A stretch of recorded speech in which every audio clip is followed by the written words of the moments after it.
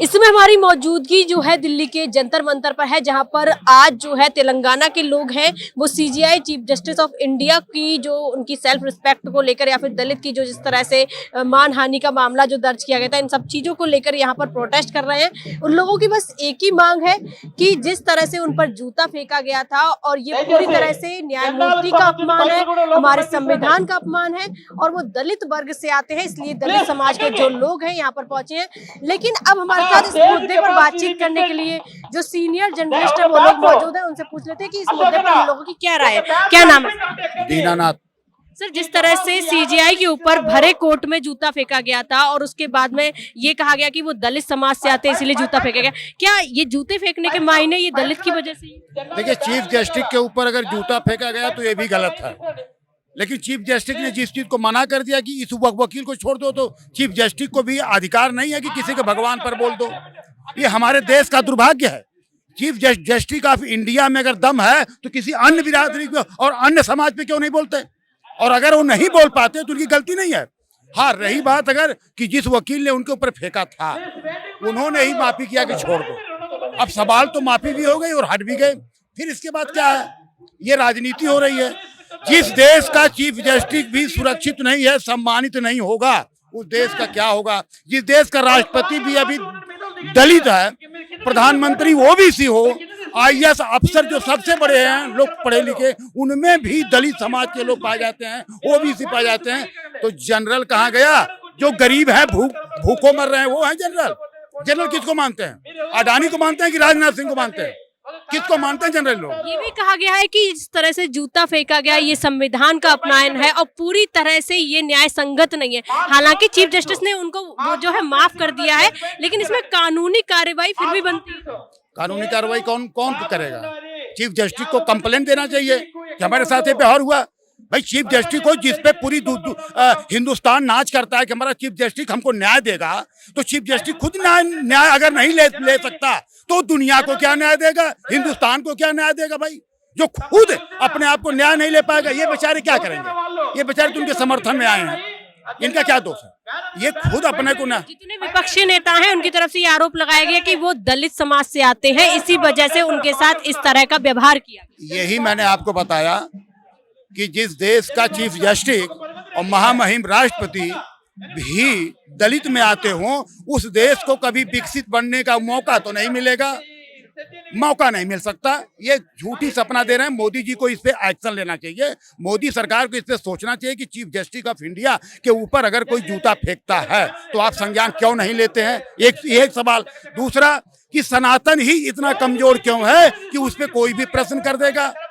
जाओ ना, जरा बोलो ना। तमाम डॉक्टर आ रहे हैं, देखो आतंकवाद में तमाम डॉक्टर आ रहे हैं। हम नहीं कहना चाहते, खैर वो भी पता ना है कि नहीं है, वो तो अभी कोर्ट का फैसला होगा, लेकिन डॉक्टरेट लोग भी आतंकवादी। तो मुझे तो अटल बिहारी वाजपेयी की वो बात याद आती है जब कहें कि माना कि मैंने सारे मुसलमान खराब नहीं हैं, लेकिन आतंकवादी सारे मुसलमान ही क्यों होते हैं? ये सबसे बड़ा सवाल है।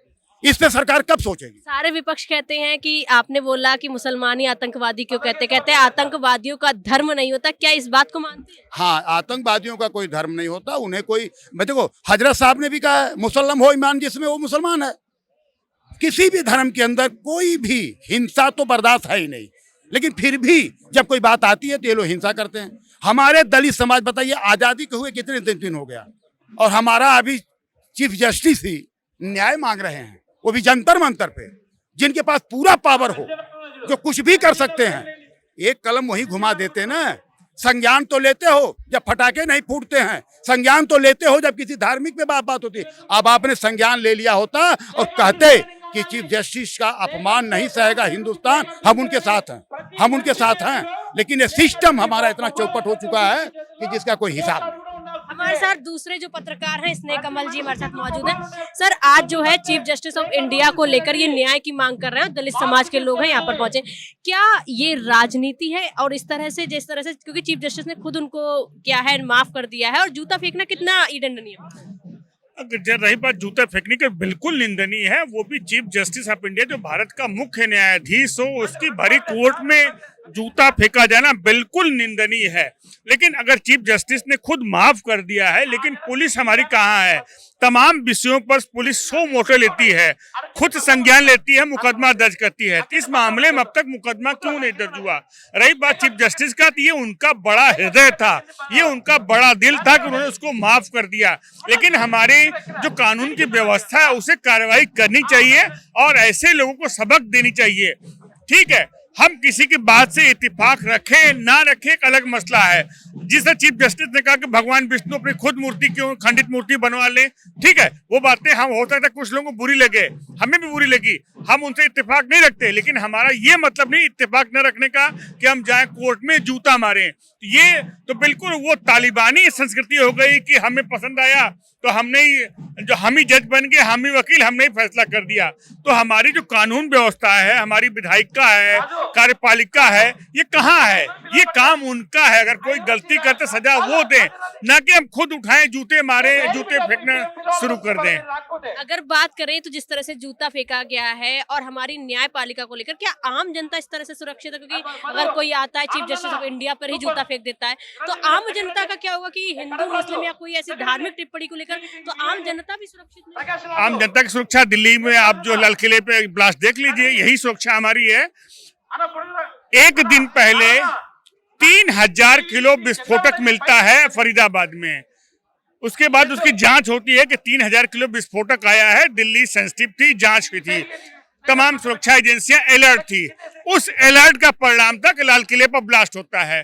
जब ये अलर्ट के बाद का परिणाम है लाल किले में ब्लास्ट होना, चीफ जस्टिस ऑफ इंडिया जैसे व्यक्ति के ऊपर जूता फेंका जाना, उसके बाद तो हमारी सुरक्षा व्यवस्था, हमारी एजेंसियां क्या कर रही हैं, सहज अंदाजा लगा सकते हैं हम। इस अगर मामले की बात करें, पहले लोग ये कहते थे कि जितने भी आतंकवादी होते हैं उनको समझ नहीं होती, पढ़े लिखे नहीं होते, बलगराया जाता है। लेकिन इस बात के बाद जितने पकड़े गए सब डॉक्टरेट की डिग्री लिए थे, अल-फलाह यूनिवर्सिटी के थे और वहां पर इस तरह से जो है पढ़ाई की जा रही थी। क्या ये अपने ही देश के लोग हैं जो इस तरह से जगह जगह गुट बनाकर बड़ी साजिश रच रहे हैं? अभी कुछ दिन पहले इसी को लेकर पूर्व गृह मंत्री जो है चिदम्बरम जी ने कहा था कि आतंकवादी दो तरीके के होते हैं, एक तो होते हैं जो देश में होते हैं, एक देश के बाहर। देश के बाहर तो दुनिया जानती कौन है, देश के अंदर जो बैठे हैं उन्हें पहचानना थोड़ा मुश्किल है। और जिस तरह से आपने कहा कि व्हाइट कॉलर पढ़े लिखे लोग जो मतलब डॉक्टर हैं, डॉक्टर एक ऐसा पेशा है जिनकी पर्चियां पे हम अपनी जिंदगी पाते थे। डॉक्टर ने एक पर्ची लिख दी, दवा लिख दी, तो हम लोग सोचते कि यहाँ पे अगले की एक जिंदगी बचेगी। लेकिन अब तो डॉक्टर मौत लिख रहे हैं, क्या कर सकते हैं? ऐसी यूनिवर्सिटी जो अल-फलाह जैसी है, चाहे एएमयू हो या जामिया हो, जिसमें जो मुस्लिम वर्ग है वो बहुत ज्यादा है, क्या ऐसी यूनिवर्सिटीज की जांच होनी चाहिए, इन पर ताला लगाना चाहिए? बिल्कुल, ऐसा कोई भी संदिग्ध संस्थान हो, हम कह सकते हैं कि ठीक है अभी ये जांच के विषय है, मामला सब जुडिस है, न्यायपालिका के अंदर हम कुछ खास नहीं कर सकते। लेकिन फिर भी ऐसा जो भी संदिग्ध संस्थान हो जहां पर ऐसे केस आते हों, तत्काल उनकी अविलंब पूरी तरह जांच होनी चाहिए। तो हमारे साथ ये हमारे जो सहयोगी वरिष्ठ पत्रकार थे, उनका भी साफ तौर पर कहना है कि ऐसे जो मामले होते हैं वो न्याय संगत होते हैं, लेकिन किसी भी चीज को इस तरह से करना पूरी तरह से गलत है। वीडियो जर्नलिस्ट आकाश के साथ मैं स्तुति पाठक, न्यूज वॉच इंडिया।